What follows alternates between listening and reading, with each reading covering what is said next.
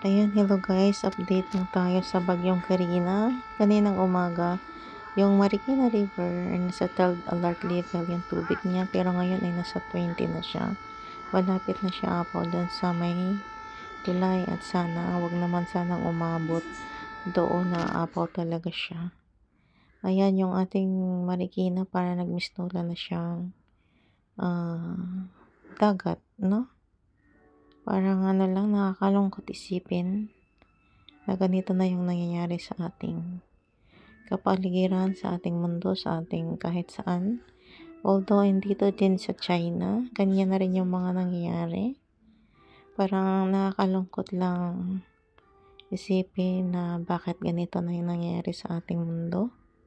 Hindi lang naman dito sa atin, hindi lang naman sa China. Sa ibang bansa, ganyan na rin yung mga nangyayari, no? Kaya sana paalala natin sa ating mga tao.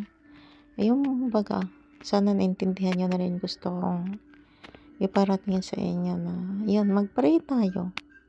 Huwag sana natin kalimutan yung Panginoon, no? Kasi alam ko, siya lang naman lahat yung nakakaalam yan eh.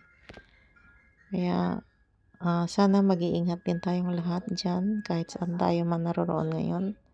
Mag-iingat lang po tayong lahat. Tsaka ayun, pray lang po talaga tayo. Sobrang parang hirap na intindihin bakit ganito na yung nangyayari sa ating mundo. Ayan, no?